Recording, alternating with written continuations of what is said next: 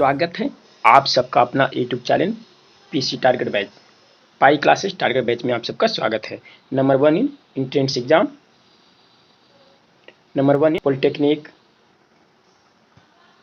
Polytechnic, paramedical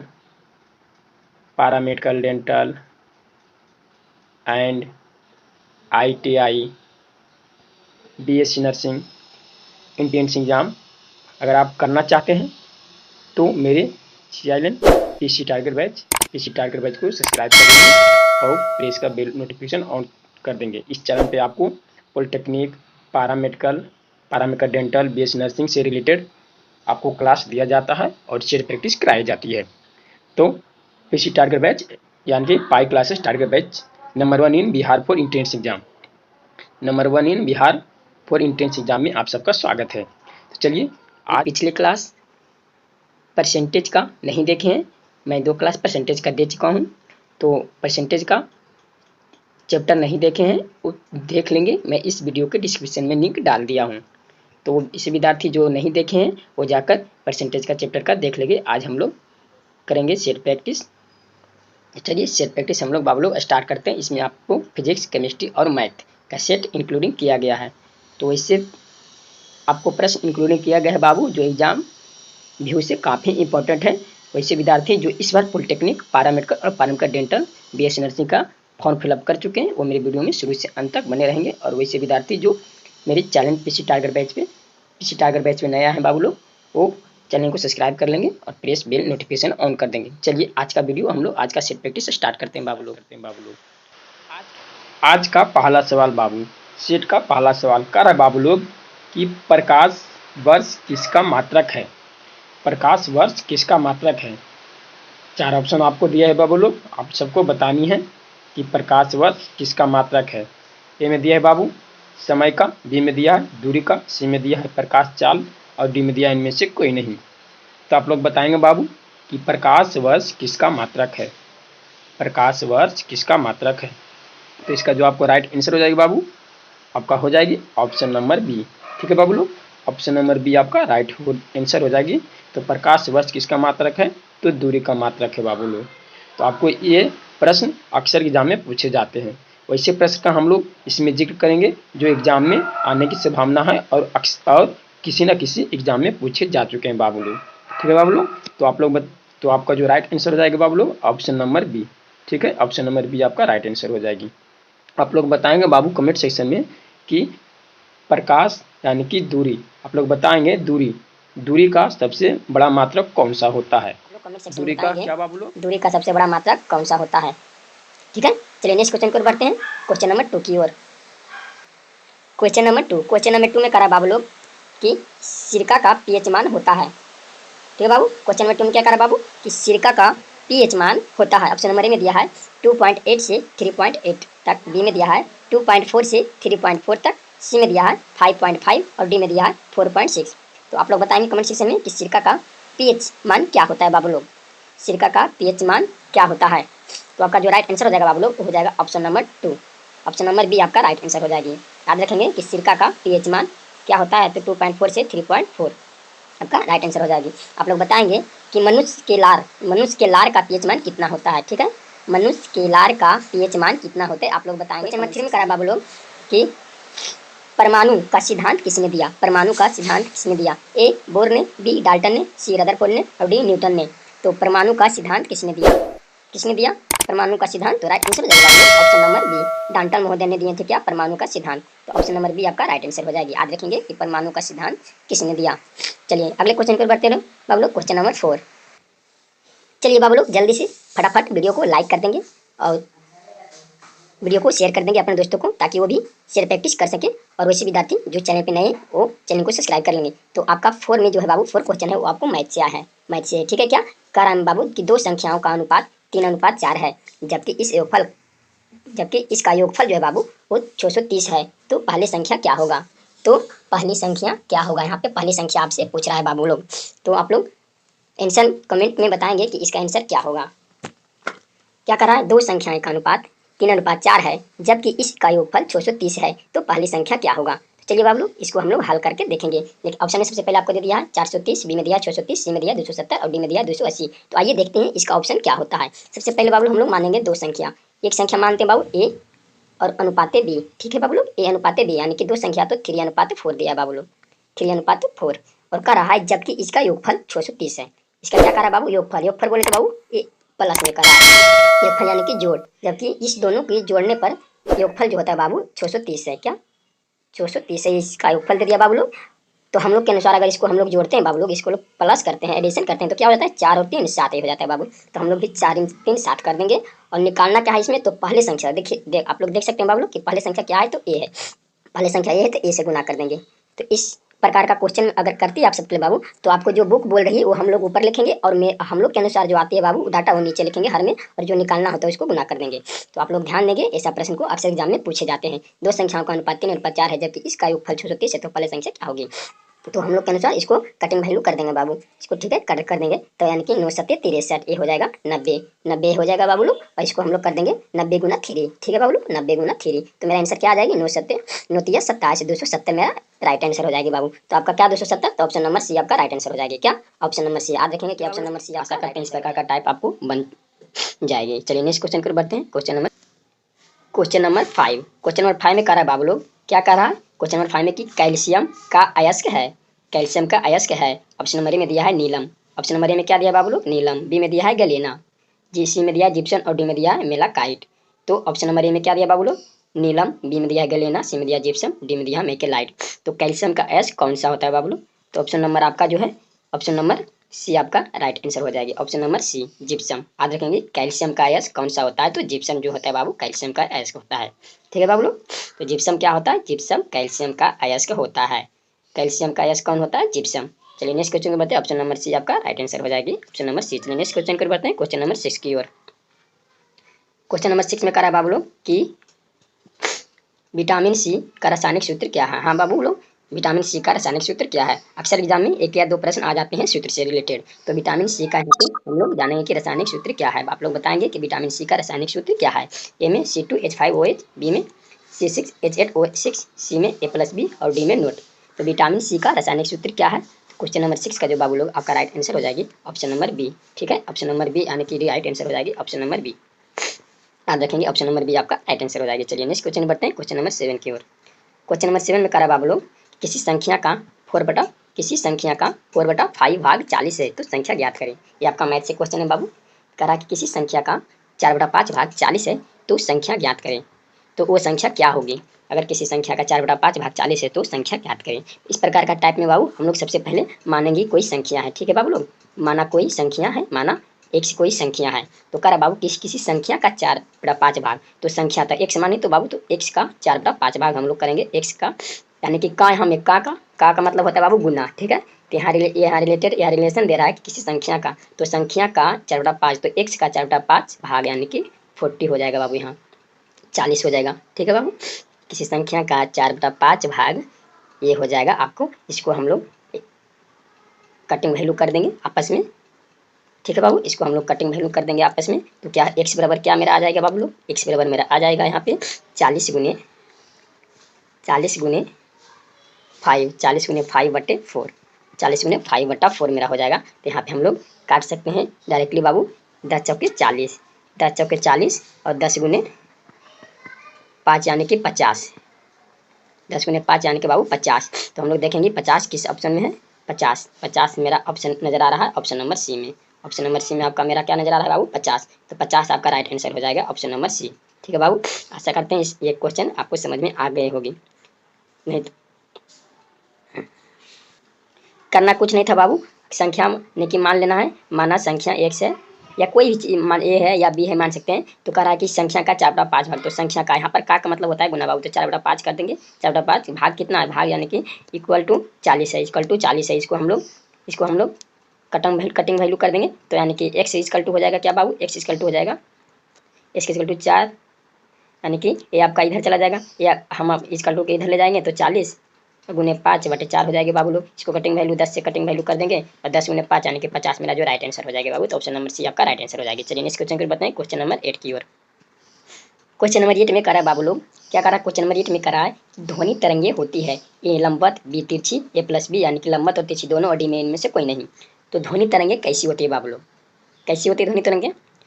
तो ध्वनि तरंगे होती है ए लंबवत बी तिरछी सी ए प्लस बी और डी नोट। तो ध्वनि तरंगे आप सबका जो होती है बाबू वो लंबवत होती है। तो लंबवत किस ऑप्शन में? तो ऑप्शन नंबर ए आपका राइट आंसर हो जाएगी। क्या? Option number A. ठीक है बाबू लोग, याद रखेंगे कि ऑप्शन नंबर ए आपका राइट आंसर हो जाएगी। याद रखेंगे कि ध्वनि तरंगे कैसी होती है? तो लंबवत होती है। ध्वनि तरंगे कैसी होती है? लंबवत होती है। याद रखेंगे बाबू लोग। चलिए नेक्स्ट क्वेश्चन को बढ़ते हैं बाबू लोग, क्वेश्चन नंबर 9 की ओर। क्वेश्चन नंबर 9 में क्या कह रहा है? क्वेश्चन नंबर 9 में करा बाबू कि जड़त्व आघूर्ण, क्या? जड़त्व आघूर्ण एवं कोणीय आघूर्ण का गुणनफल होता है। जड़त्व आघूर्ण एवं कोणीय आघूर्ण का गुणनफल होता है। ए में दिया आपका बल, बी में कार, सी में टार्क और डी में ऑल, और डी में ऑल दिया है बाबू लोग। तो जड़त्व आघूर्ण एवं कोणीय, क्या कहा? जड़त्व आघूर्ण एवं कोणीय आघूर्ण का गुणनफल होता है। तो ऑप्शन नंबर जो 9, क्वेश्चन नंबर 9 का जो राइट आंसर हो जाएगा बाबू लोग option number C. Option number C, torque होता है। क्या होता है बाबू लोग? टार्क होता है। तो टार्क होता है, बल होता है, कार होता है या टार्क होता है, तो ऑप्शन नंबर सी यानी कि टार्क होता है। तो याद रखेंगे जड़त्व आघूर्ण एवं कोणीय गुण, यहाँ दो का आपका दिया है बाबू गुणनफल क्या होता है, इन दोनों का गुणनफल क्या होता है, इन दोनों का गुणनफल जो हो क्या होता है बाबू, जड़त्व आघूर्ण और कोणीय आघूर्ण का, तो टार्क होता है। चलिए नेक्स्ट क्वेश्चन को बढ़ते हैं बाबू, क्वेश्चन नंबर 10 की ओर। 10 में करा है बाबू लोग कि प्रकाश की गति की खोज किसने किया? प्रकाश की गति का खोज किसने किया? ए में दिया स्नेल, बी में न्यूटन, सी में थ्यूजो और डी में इनमें से यानी कि नोट, कोई नहीं इनमें से बाबू लोग। तो प्रकाश की गति का खोज किसने किया? किसने किया बाबू लोग? तो आपका जो राइट आंसर यहाँ पे हो जाएगी option number D. Option number D आपका राइट आंसर हो जाएगा, वो डी नोट, इनमें से कोई नहीं है बाबू लोग। ठीक है, इनमें से कोई नहीं। तो आप बताएंगे कि प्रकाश की गति की खोज किसने किया, कमेंट सेक्शन में आप बताइएगा जरूर बाबू लोग। सारे विद्यार्थी कमेंट सेक्शन में अपना अपना उत्तर देंगे कि प्रकाश की गति का खोज किसने किया। इनमें से नहीं तो नोट दे दिया बाबू, लेकिन आप लोग बताएंगे कि प्रकाश की गति का खोज किसने किया। चलिए नेक्स्ट क्वेश्चन के, तो आपका ये क्वेश्चन नंबर 10 का राइट आंसर क्या हो जाएगा बाबू लोग? Option number D. Option number D आपका राइट आंसर हो जाएगी। चलिए नेक्स्ट क्वेश्चन, क्वेश्चन नंबर 11 की ओर बढ़ते हैं। क्वेश्चन नंबर 11 में करा बाबू लोग कि घरों में प्रयुक्त होने वाली, घरों में प्रयुक्त धारा होती है। जी हाँ, घरों में जो प्रयुक्त धारा होती है बाबू, यानी कि प्रयुक्त धारा यानी कि जो घरों में हम लोग बिजली का उपयोग करते हैं बाबू लोग, क्या? लाइट यानी कि बिजली का जो उपयोग करते हैं बाबू लोग, वह किस प्रकार की धारा होती है? ए में दिष्ट धारा होती है, बी में प्रत्यवर्ती धारा होता है, डी सी में दिष्ट धारा और प्रत्यवर्ती धारा दोनों होती है, डी इनमें से कोई नहीं होती है। इनमें से कोई नहीं होती है। तो किस प्रकार की धारा होती है बाबू लोग, आप लोग बताएंगे। तो घरों में प्रयुक्त धारा कैसी होती है बाबू लोग? ऑप्शन नंबर जो है बाबू लोग, क्या? ऑप्शन नंबर बी आपका राइट आंसर हो जाएगी, यानी कि प्रत्यवर्ती धारा होती है। क्या होती है बाबू लोग? घरों में प्रयुक्त होने वाली धारा कौन सी होती है? प्रत्यवर्ती धारा होती है, यानी कि अल्टरनेटिव करंट, यानी कि जिसे हम लोग एसी भी बोलते हैं, ठीक है, इसे हम लोग शॉर्ट में एसी ही बोलते हैं, यानी कि अल्टरनेटिव करंट, हर हिंदी में प्रत्यवर्ती धारा कहते हैं। हिंदी में क्या कहते हैं बाबू लोग? प्रत्यवर्ती धारा। और डिश धारा क्या कहते हैं? डीसी। डिश धारा क्या कहते हैं बाबू लोग? डीसी कहते हैं। चलिए बाबू क्वेश्चन नंबर 12, क्वेश्चन नंबर 12 में कहता है बाबू लोग, क्या कहता है कि घरेलू परिपथ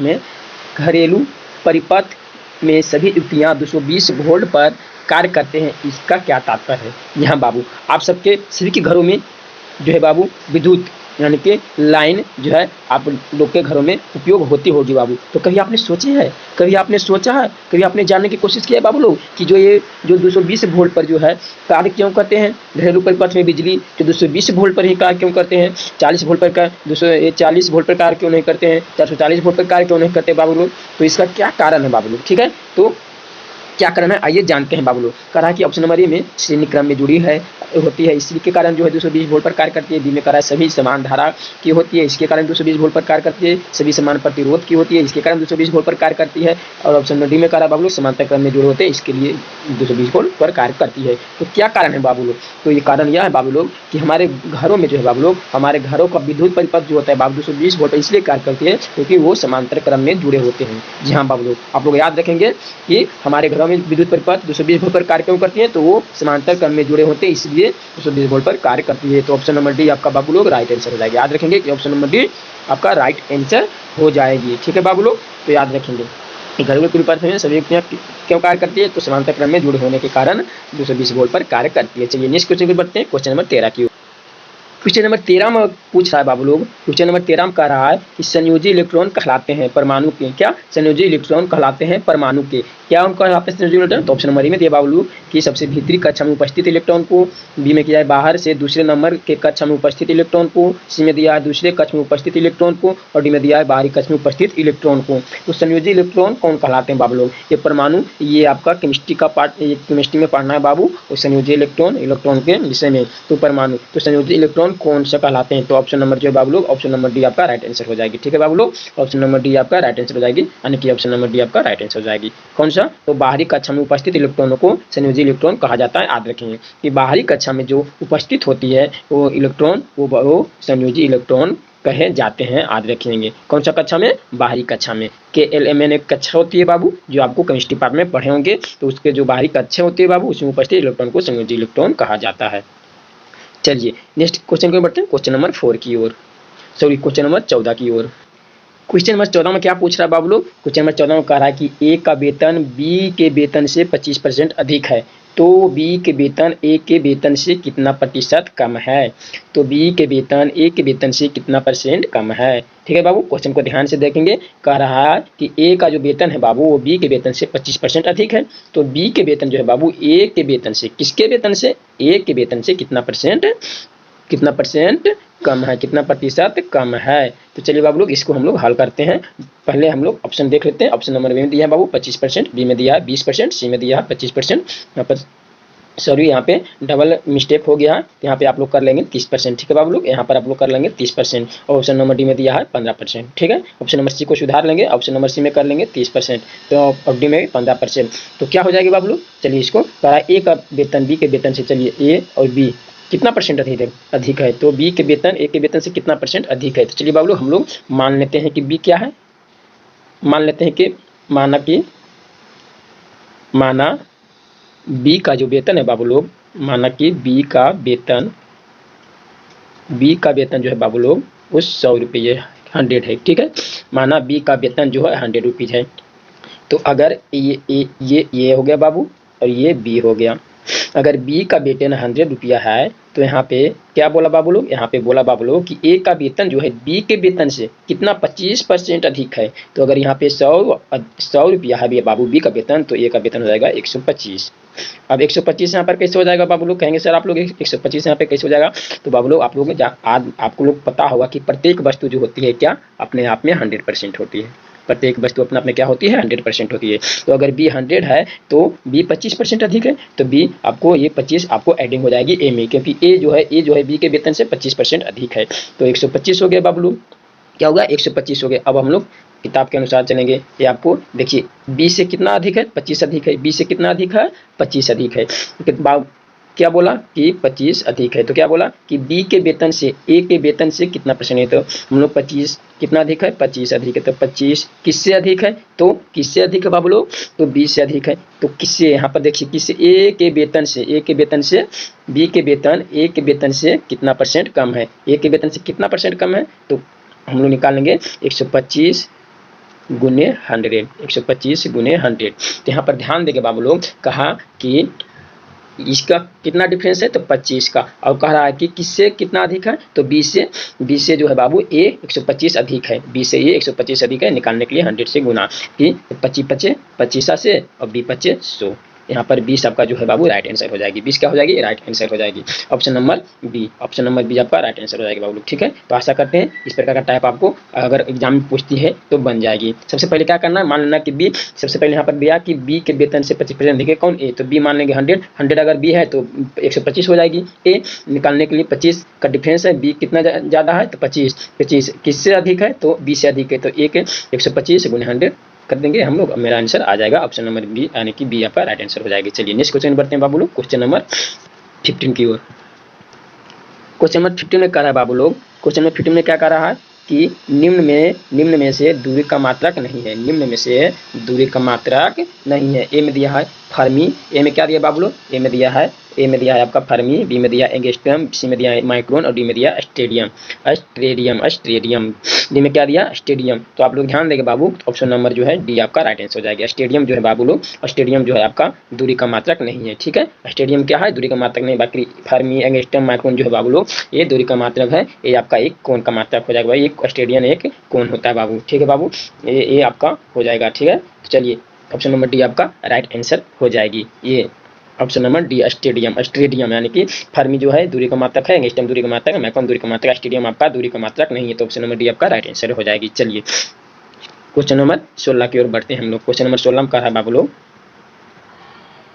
क्वेश्चन नंबर 16 में कह रहा है बाबू लोग कि पार्श्विक मात्रक है ए समय का, बी दूरी का, सी आवृत्ति का और डी कोणीय त्वरण का। तो पार्श्विक मात्रक है, आप लोग बताएंगे बाबू कि पार्श्विक किसका मात्रक है, पार्श्विक किसका मात्रक है, किसका मात्रक है बाबू लोग, पार्श्विक किसका मात्रक है, आप लोग बताएंगे कि पार्श्विक किसका मात्रक है। तो आपका राइट आंसर जो यहाँ पर हो जाएगा बाबू option number B. Option number B क्या हो जाएगी बाबू लोग, आपका राइट आंसर हो जाएगी क्या, ऑप्शन नंबर बी आपका राइट आंसर हो जाएगी। बी आपका राइट आंसर होगी, यानी कि दूरी का क्या, तो पार्श्विक किसका मात्रक है, दूरी का। आप लोग बताएंगे कि वन पार्श्विक बराबर क्या होता है, वन पार्श्विक बराबर कितना होता है, वन पार्श्विक बराबर भाट। आप लोग कमेंट सेक्शन में बताएंगे बाबू लोग कि वन पार्श्विक बराबर कितना होता है, कितना होता है, वन पार्श्विक बराबर कितना होता है, आप लोग बताएंगे। ठीक है बाबू लोग, आप लोग बताएंगे कि वन पार्श्विक बराबर कितना होता है। चलिए नेक्स्ट क्वेश्चन बढ़ते हैं, क्वेश्चन नंबर 70 यानी कि क्वेश्चन नंबर 17 में कह रहा है बाबू लोग कि शुद्ध जल का पीएच मान होता है, शुद्ध जल का पीएच मान होता है ए में 0, बी में 1, सी में 7, डी में 14, डी में 14। तो शुद्ध जल का पीएच मान कितना होता है बाबू, तो ऑप्शन नंबर सी आपका राइट आंसर हो जाएगा। ठीक है, ऑप्शन नंबर सी याद रखेंगे कि शुद्ध जल का पीएच मान कितना होगा, तो 7 होगा। ऑप्शन नंबर सी आपका राइट आंसर हो जाएगा। क्वेश्चन कर रहा है कि निम्न में से कौन सा तत्व मानव हड्डी दांत में प्रचुर मात्रा में पाया जाता है, निम्न में से कौन सा तत्व जो मानव हड्डी के दांत में प्रचुर मात्रा में पाया जाता है, जो मानव के हड्डी में एवं दांत में प्रचुर मात्रा में पाया जाता है, कौन सा का तत्व है, मनुष्य के हड्डी एवं दांत दोनों में प्रचुर मात्रा में यानी कि भारी मात्रा में पाया जाता है। ए में दिया है सोडियम, बी में दिया है पोटेशियम, सी में दिया है कैल्शियम और डी में दिया है कार्बन। और डी में क्या दिया बाबू लोग, कार्बन। तो आपका जो यहाँ पे राइट आंसर हो जाएगी बाबू लोग option number C, option number C यानी कि कैल्शियम। कैल्शियम जो है बाबू लोग प्रचुर मात्रा में पाया जाता है। ऑप्शन नंबर सी आपका राइट आंसर हो जाएगी, ऑप्शन नंबर सी। ठीक है बाबू लोग, आप देखेंगे कि मानव की हड्डी एवं दांत में कौन सी मात्रा प्रचुर मात्रा में पाई जाती है, तो कैल्शियम पाई जाती है। आप लोग याद रखेंगे। चलिए नेक्स्ट क्वेश्चन बढ़ते हैं, क्वेश्चन नंबर 19 की ओर। क्वेश्चन नंबर 19 में कह रहा है बाबू लोग, क्वेश्चन नंबर 19 में क्या कह रहा है कि निम्न धातुओं में कौन संक्रमण धातु है, निम्न धातुओं में कौन संक्रमण धातु है, ये जिंक, बी में कैडमियम, सी में पारा, डी में अस्कैडियम, डी में अस्कैडियम। तो 19 निम्न धातुओं में से कौन से संक्रमण धातु है, तो आपको ऑप्शन नंबर डी आपका राइट आंसर हो जाएगा बाबू लोग, ऑप्शन नंबर डी। याद रखेंगे ऑप्शन नंबर डी क्या है, तो ऑप्शन नंबर डी आपका एक संक्रमण धातु है, संक्रमण धातु है। ठीक है बाबू लोग, ऑप्शन नंबर डी क्या है, संक्रमण धातु है। चलिए नेक्स्ट क्वेश्चन, क्वेश्चन नंबर 20 में कह रहा है बाबू लोग कि कार बैटरी में प्रयुक्त विद्युत अपघटय होती है, जो कार की बैटरी में प्रयुक्त होती है बाबू, वो विद्युत अपघटय क्या होती है, ए में हाइड्रोक्लोरिक अम्ल, बी में सल्फ्यूरिक अम्ल, डी में नाइट्रिक अम्ल और डी में आसुत अम्ल। ए में क्या दिया, हाइड्रोक्लोरिक अम्ल, सी में सल्फ्यूरिक अम्ल, डी में नाइट्रिक अम्ल और डी में आसुत जल। तो ऑप्शन नंबर बी आपका यहाँ पे राइट आंसर हो जाएगी, ऑप्शन नंबर बी। ठीक है बाबू लोग, आप देखेंगे ऑप्शन नंबर बी आपका राइट आंसर हो जाएगी, ऑप्शन नंबर बी। तो नेक्स्ट क्वेश्चन, क्वेश्चन नंबर 21 की ओर। क्वेश्चन नंबर 21 में करा है बाबू लोग कि सूक्ष्म सेल है, ए में प्राथमिकी, बी में द्वितीय, सी में तृतीय, सी में चतुर्थ सेल। तो ऑप्शन नंबर ए आपका राइट आंसर हो जाएगा, ऑप्शन नंबर ए। सूक्ष्म सेल क्या है, तो प्राथमिक सेल का है। सूक्ष्म सेल क्या है बाबू लोग, तो प्राथमिक सेल के दरमियान ये सूक्ष्म सेल आते हैं। चलिए next question, question number 22। Question number 22 में कह रहा है बाबू लोग, क्वेश्चन नंबर 22 में आपका कह रहा है क्या, क्वेश्चन नंबर 22 कि निम्न में से कौन सर्वोत्तम विद्युत चालक है, निम्न में से कौन सर्वोत्तम विद्युत चालक है, विद्युत के चालक कौन सबसे अच्छा है बाबू लोग, सबसे अच्छा विद्युत का चालक है। ए में तांबा, बी में लोहा, सी में एल्युमिनियम, डी में चांदी। तो राइट आंसर जो हो जाएगा बाबू ऑप्शन नंबर डी, यानी कि चांदी जो होती है बाबू, चांदी वो विद्युत का सबसे अच्छे चालक होते हैं। सबसे अच्छा चालक यहाँ पर क्या होते हैं, तो चांदी होते हैं, यानी कि सिल्वर होते हैं बाबू लोग, क्या होते हैं, सिल्वर होते हैं बाबू लोग, चांदी होते हैं। चलिए नेक्स्ट क्वेश्चन बढ़ते हैं बाबू लोग, क्वेश्चन नंबर 23 की ओर। 23 में कह रहा है बाबू लोग कि विशिष्ट प्रतिरोध का SI मात्रक होता है, विशिष्ट प्रतिरोध का SI मात्रक होता है। ए में ओम, बी में ओम मीटर, सी में ओम प्रति मीटर, डी में ओम प्रति मीटर स्क्वायर। ठीक है बाबू लोग, तो यहाँ 23 कराते जो आंसर हो जाएगी ऑप्शन नंबर बी हो जाएगी, ऑप्शन नंबर बी आपका राइट आंसर हो जाएगी। ओम मीटर होती है, ओम मीटर क्या होती है, ओम मीटर होती है, बी आपका राइट आंसर हो जाएगी। चलिए नेक्स्ट क्वेश्चन बढ़ते हैं बाबू लोग, क्वेश्चन नंबर 24। क्वेश्चन नंबर 24 में कह रहा है बाबू कि ए 5A 4B 3C हो तो A अनुपात B अनुपात C क्या होगी। 5A 4B 3C हो तो A अनुपात B अनुपात क्या होगी। तो यहाँ अनुपात का वैल्यू है बाबू, अनुपात यानी कि अनुपात संतुलन का ये प्रश्न है। सबसे पहले हम लोग को निकालनी है क्या दिया है, 5A बराबर 4B। तो हम लोग A अनुपात B निकाल लेंगे बाबू लोग। तो अगर A हम लोग इधर लाते हैं A अनुपात B, तो 4/5 हो जाएगी बाबू लोग। तो मेरा A अनुपात B क्या हो जाएगा, ए बराबर हो जाएगा 4 और बी बराबर हो जाएगा बाबू लोग 5। तो यानी कि 4/5 हो जाएगी बाबू लोग। यहाँ पे क्या हो जाएगी, 4/5 हो जाएगी, ए अनुपात बी। और हम लोग और आगे निकालना है बाबू लोग, क्या निकालना है, 4B इक्वल टू 3C दिया है बाबू। 4b इक्वल टू 3c दिया हुआ है, तो हम लोग को b अनुपात c निकाल लेनी है। b अनुपात c क्या हो जाएगी बाबू लोग, यहाँ पे हो जाएगी b अनुपात c हो जाएगी बाबू लोग, क्या हो जाएगी, तो यानी कि 3:4 हो जाएगी बाबू लोग। याद रखेंगे 3:c। इस प्रकार निकालने के लिए आपको पता होना चाहिए, जानना चाहिए कि अगर इधर का वैल्यू जो, तो इधर का वैल्यू हो जाएगा बाबू लोग, अगर देखिए 4b यानी कि 4b में मल्टीप्लाई है तो ये c का वैल्यू देगा, और जो ये 3c में मल्टीप्लाई है तो ये बाबू लोग b का वैल्यू देगा। ठीक है, ये याद रखेंगे। इधर देखिए आपका इसी प्रकार इधर है, ये जो है, ये जो 5a है तो ये 5 जो है बाबू ये 4 का वैल्यू हो जाएगा, और ये जो 4 है बाबू a का वैल्यू हो जाएगा। तो ये याद रखेंगे निकालने के लिए अनुपात वैल्यू। अब ये अनुपात वैल्यू बाबू हम लोग को सेम करना है। हम लोग को क्या करना है कि आपको निकालना है a अनुपात b बराबर आ गया मेरा 4:5 और b अनुपात c। b अनुपात c यानी क्या हो जाएगा बाबू, 3:4। 3:4 इसको हम लोग आगे हल करेंगे बाबू लोग, आगे हम लोग इसको हल करेंगे। चलिए आगे हम लोग इसको हल करते हैं। a अनुपात b 4/4:5 और b अनुपात c 3:4। तो हम लोग यहाँ पे हल करेंगे। हल क्या करेंगे बाबू, a अनुपात b, a अनुपात b का था बाबू, a अनुपात b, a अनुपात यहाँ पे a अनुपात b क्या था, 4:5 था। मेरा b अनुपात क्या था बाबू, b अनुपात क्या था मेरा 3:4 था, 3:4 था। इस टाइप का अक्सर एग्जाम में पूछा जाता है बाबू लोग, तो आप लोग अच्छी प्रकार से इसको समझेंगे। 4 था तो यहाँ पर देखेंगे बाबू लोग एक जात का, यानी कि ये b है ये भी b है, यहाँ पर देखिए 3 है यहाँ पे 5 है। ठीक है, लेकिन अगर ये b है बाबू और ये b है, दोनों एक जात का है, तो इसको भी हमको समान करनी है, इसको भी हमको समान करनी है। समान करने का सबसे आसान तरीका, नीचे का 3 जो है बाबू b का जो वैल्यू है नीचे का उसको ऊपर से गुना कर देंगे, और जो b ऊपर का वैल्यू है उसको नीचे में गुना कर देंगे बाबू लोग। इसको क्या कर देंगे बाबू लोग, नीचे में गुना कर देंगे। तो इसको गुना करने पर हम लोग आएगा 4 12 अनुपात 5:15 हो जाएगा। ये क्या हो जाएगा बाबू लोग, 5:15 अनुपात 5 चौका 20 हो जाएगा। ठीक है, 5 चौका 20 हो जाएगा। 15 अनुपात क्या हो जाएगा, 5 चौका 20 हो जाएगा। 15 अनुपात यहाँ पे 15 अनुपात बाबू लोग 20 हो जाएगा। यहाँ पर क्या हो जाएगा, 15 अनुपात 20 हो जाएगा बाबू लोग। ठीक है, अब देखिए एक जात का एक जात हो गया, ये b है तो ये b है, ये 15 है तो ये भी 15 है बाबू लोग, है कि नहीं। अब समान हो गया, इसको हम लोग लिख देंगे a अनुपात b अनुपात c, a अनुपात b अनुपात c बराबर क्या हो जाएगा, 12 अनुपात 15 अनुपात 20। क्योंकि ये 2 है तो हम 2 को एक ही बार लिखेंगे, 2 बार तो लिख नहीं सकते बाबू लोग। ठीक है, 2 बार तो लिख नहीं सकते हैं, तो 12 क्या मेरा आ गया, 12 अनुपात 15 अनुपात 20। चलिए ऑप्शन में दे रहा है क्या, 12 अनुपात 15 अनुपात 20, तो हाँ option number B, option number B आपका आ जाएगा। अगर आपको इस प्रकार ऑप्शन नहीं देता बाबू तो इसको हम लोग कटिंग वैल्यू, अगर कटिंग वैल्यू करते हैं, अगर काटने पे आ जाती है तो उस प्रकार का ऑप्शन आ जाता। तो लेकिन इस मेरा इतना ही करने पे ऑप्शन आ गया बाबू लोग, तो क्या हो जाएगा, तो ऑप्शन नंबर बी आपका राइट है, 12 अनुपात 15 अनुपात 20। तो ऐसा करते हैं, इस प्रकार का टाइप आपको समझ में आ चुकी होगी। अगर नहीं समझ में आया बाबू तो मेरा जो है इस प्रकार इसका चैप्टर जो है बाबू आप लोग देख लेंगे। इसका चैप्टर जो अनुपात से अनुपात का चैप्टर में जब मैं क्लास लूँगा तो वहाँ पे आप लोग देख सकते हैं, वहाँ पे आप लोग सीख सकते हैं।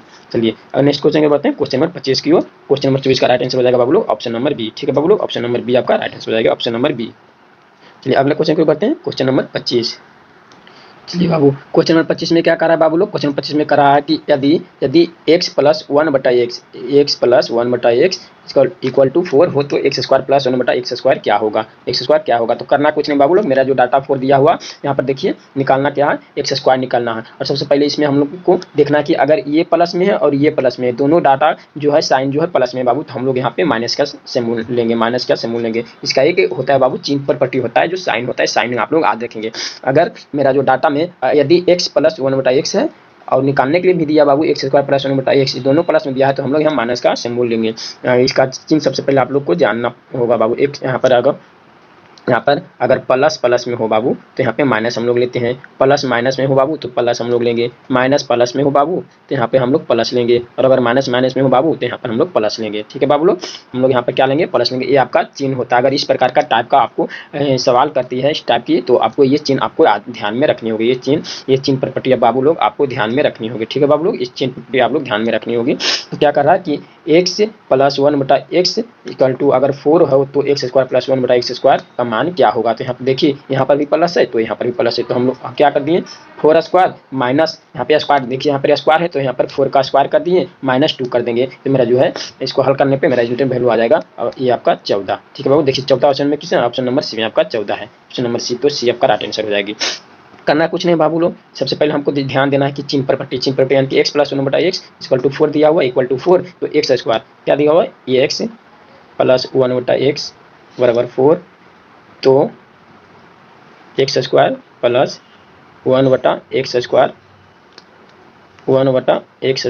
इक्वल टू भाग, तो करना क्या है यहाँ पर देखिए 4 दिया बाबू, सबसे पहले हमको चिन्ह पर ध्यान देना है, प्लस में है ये भी प्लस में है, यहाँ पर 4 दिया है, यहाँ पर स्क्वायरिंग का निकालने के लिए बोल रहा है बाबू, तो 4 स्क्वायर करने के यहाँ पे चिन्ह प्रॉपर्टी क्या है प्लस प्लस, तो यहाँ पर हम लोग माइनस लेंगे और -2 कर देंगे बाबू, ठीक है -2, तो 16 और -2 तो हो जाएगा मेरा 14 आंसर, ठीक है बाबू लोग 14। अगर इस प्रकार का स्क्वायरिंग का सवाल पूछती है तो आप लोग आसानी से बिना पेन और कलम के बना सकते हैं, हल कर सकते हैं। चलिए नेक्स्ट क्वेश्चन बढ़ते हैं बाबू, क्वेश्चन नंबर 26 की ओर। क्वेश्चन नंबर 26 में करा है बाबू लोग कि प्रतिवर्ती धारा को दिश धारा में किसके द्वारा बदला जाता है, प्रतिवर्ती धारा को दिश धारा में किसके द्वारा बदला जाता है, ए में रील फिल्टर, बी में रेक्टिफायर, सी में मोटर और डी में ट्रांसफार्मर, तो ऑप्शन नंबर जो बाबू बी आपका राइट आंसर हो जाएगा, यानी कि बी किसके द्वारा बदला जाता है, तो आपको रेक्टिफायर के द्वारा, ठीक है ऑप्शन नंबर बी आपका राइट आंसर हो जाएगा, रेक्टिफायर के द्वारा क्या किया जाता है, प्रति धारा को अधिष्ठ धारा में बदला जाता है। चलिए 27 नंबर, क्वेश्चन नंबर 27 देखते हैं। क्वेश्चन नंबर 27 में कहा बाबू लोग कि प्रतिरोध का मात्रक होता है, प्रतिरोध का मात्रक होता है एम्पियर, कूलम, हेनरी, ओम, तो प्रतिरोध का मात्रक क्या होता है बाबू लोग, तो ओम होता है, याद रखेंगे प्रतिरोध का मात्रक क्या होता है ओम, तो ऑप्शन नंबर डी आपका राइट आंसर हो जाएगा, ठीक है बाबू लोग ऑप्शन नंबर डी प्रतिरोध का मात्रक क्या होता है ओम। क्वेश्चन नंबर 28 में कह रहा है कि यदि x plus 1/x equal to 3 तो x square plus 1/x square क्या होगा, 1 प्लस एक्स स्क्वायर क्या होगा इज इक्वल टू भार। तो सबसे पहले हम लोग क्या ध्यान देना बाबू, यहाँ पे डाटा मेरा 3 है तो 3 लिखेंगे, डाटा मेरा 3 दिया हुआ बाबू लोग तो 3 लिखेंगे, और सबसे पहले हम लोग साइन प्रॉपर्टी को देखेंगे। इसके पहले एक मैथ इस टाइप का आया था बाबू, तो हम लोग उसमें साइन प्रॉपर्टी सीखे थे, तो साइन प्रॉपर्टी देखेंगे, यहाँ पर प्लस है और यहाँ पर भी प्लस है, तो हम लोग यहाँ पर माइनस देंगे, अगर यहाँ पर माइनस रहता, अगर यहाँ पर प्लस रहता तो हम लोग प्लस लें, अगर यहाँ पर माइनस रहता यहाँ पर प्लस रहता तो हम लोग प्लस लेते हैं, लेकिन यहाँ पर दोनों जगह पर प्लस है तो इसका जस्ट अपोजिट हो जाएगा बाबू, माइनस हम लोग लेंगे, माइनस लेंगे और 3 का स्क्वायर करेंगे, क्योंकि यहाँ पे स्क्वायरिंग वैल्यू निकालना है, तो स्क्वायर करेंगे और -2 करेंगे और -2 करेंगे, ये कितना हो जाएगा बाबू लोग 3 तिया 9 -2 इक्वल टू 7, देखिए किस ऑप्शन में 7 है, आपका ऑप्शन नंबर सी में है, तो सी आपका राइट आंसर हो जाएगा बाबू लोग, सी आपका क्या हो जाएगा राइट आंसर हो जाएगी, सी आपका राइट आंसर हो जाएगी, ऑप्शन नंबर सी आपका राइट आंसर हो जाएगी, ठीक है बाबू लोग सी आपका राइट आंसर हो जाएगी, 7 आ जाएगा। तो आशा करते हैं इस टाइप का क्वेश्चन आप सबको अच्छी तरीके से समझ में आ गई होगी। चलिए नेक्स्ट क्वेश्चन बढ़ते हैं क्वेश्चन नंबर 29 की ओर, बाबू लोग क्वेश्चन नंबर 29 की ओर। क्वेश्चन नंबर 29 में कह रहा बाबू लोग कि धातुएं विद्युत की सुचालक होती है क्योंकि उनमें मुक्त इलेक्ट्रॉन होते हैं, बी में उनमें परमाणु हल्के होते हैं, सी में उन गलनांक उच्च होते हैं, उनमें से सभी, तो धातुएं विद्युत की सुचालक क्यों होती है बाबू लोग, ठीक है धातुएं विद्युत सुचालक क्यों होती है, क्योंकि उनमें मुक्त इलेक्ट्रॉन होते हैं, क्या होते हैं बाबू लोग मुक्त इलेक्ट्रॉन होते हैं, उनमें मुक्त इलेक्ट्रॉन होते हैं बाबू लोग। ऑप्शन नंबर ए आपका राइट आंसर हो जाएगी, ऑप्शन नंबर ए आज देखेंगे कि ऑप्शन नंबर ए आपका राइट आंसर हो जाएगी। धातु मुक्त विद्युत की सुचालक क्यों होते हैं, तो क्योंकि उनमें मुक्त इलेक्ट्रॉन होते हैं। चलिए नेक्स्ट क्वेश्चन बढ़ते हैं बाबू लोग क्वेश्चन नंबर 30, आज का लास्ट क्वेश्चन बाबू लोग, आज का लास्ट क्वेश्चन, ठीक है बाबू लोग आज का लास्ट सवाल है। वैसे विद्यार्थी जो अभी तक वीडियो को लाइक नहीं किए वो वीडियो को लाइक कर देंगे और चैनल को सब्सक्राइब कर लेंगे। चलिए इस सेट का लास्ट सवाल तो कह रहा है बाबू लोग, क्या कह रहा है चीनी के मूल्य में 25% वृद्धि होने के कारण, चीनी के मूल्य में 25% वृद्धि होने के कारण एक गृहिणी इसकी खपत कितना प्रतिशत कम कर दे, इसका खर्च परिवर्तित रहे, एक गृहिणी कितना % खर्च कर दे कम कर दे कि अपरिवर्तित रहे, ठीक है बाबू लोग इस टाइप का क्वेश्चन हम लोग हल करेंगे, देखेंगे इस टाइप का क्वेश्चन किस प्रकार आप सबको बनता है। करा चीनी के मूल्य में 25% की वृद्धि होने के कारण एक गृहिणी इसकी खपत कितना प्रतिशत कम कर दे कि इसका खर्च परिवर्तित रहे, इसका खर्च पर कोई असर ना पड़े, जितना पहले ये ले रहा था उतना ही आप वृद्धि होने के बाद भी वो आपको चीनी ले सके। चलिए इस टाइप का क्वेश्चन को हम लोग हल करते हैं। देखिए बाबू ये आपका परसेंटेज का सवाल है बाबू लोग, तो इस टाइप का हम लोग परसेंटेज का जो मैं चैप्टर आपको सबका क्लास लिया हूँ बाबू लोग, उसमें इस टाइप का क्वेश्चन का जिक्र मैंने किया हूँ, तो इस टाइप का क्वेश्चन को जिक्र मैंने किया हूँ, तो इसको हमको बनाने के लिए बाबू लोग क्या कर रहा है कि चीनी के मूल्य 25% की वृद्धि होने के कारण गृहिणी की खपत कितना कम कर दे कि इसका खर्च अपरिवर्तित रहे। तो सबसे पहले हम लोग को इसका सूत्र याद रखना है बाबू, क्या कि यानी कि कमी कह रहा है कितना कमी कर दे, तो कमी बराबर होता है बाबू, आपको वृद्धि डाटा दिया हुआ है तो वृद्धि आपका वृद्धि गुने 100 अब बटा 100 प्लस वृद्धि होता है बाबू, ठीक है, 100 प्लस वृद्धि, 100 प्लस वृद्धि होता है। तो ये इस फॉर्मूला पर हम लोग डाटा फिक्स करेंगे। तो कह रहा है चीनी के मूल्य 25% की वृद्धि होने का यानी कि वृद्धि, तो वृद्धि यानी कि 25 कितना वृद्धि हो रहा है 25 गुने 100 अब बटे 125 बटे 125 यानी कि 100 प्लस वृद्धि, तो वृद्धि कितना तो 25 हो रहा है। तो इस टाइप का प्रश्न में बाबू अगर वृद्धि आपको डाटा देगी तो कमी पूछेगी, अगर आपको यहाँ पे कमी का डाटा देगा तो यहाँ पे आपको वृद्धि पूछेगी। तो वृद्धि का सूत्र क्या लगाना है बाबू लोग, यहाँ पर कमी गुने, यहाँ पर लगाना है बाबू लोग कमी गुने 100 बटा 100 माइनस कमी, 100 माइनस कमी कर देनी है, ठीक है बाबू लोग, 100 माइनस कमी कर देनी है। तो इसको हम लोग चलो कटिंग वैल्यू करते हैं, 25 25 25 से और 20 2500, 25 25 25 से अब 20 2500 बाबू लोग। तो यहाँ पे आपको 20 आपको राइट आंसर हो जाएगी 20, ठीक है बाबू लोग, बी यानी कि ऑप्शन नंबर ए आपका राइट आंसर हो जाएगी, ऑप्शन नंबर ए, ठीक है बाबू लोग। आशा करते हैं इस प्रकार का अगर आप टाइप का क्वेश्चन अगर आपको सवाल आती है तो इस प्रकार का सवाल आप सावधानी पूर्वक हल कर सकेंगे, ठीक है बाबू लोग, हल कर सकेंगे। चलिए आज का सेट में इतना ही, फिर मैं नए सेट के लिए आप सबके लिए हाजिर होऊंगा और नए चैप्टर के साथ नए वीडियो के साथ आप सबके लिए हाजिर होंगे। जय हिंद जय भारत।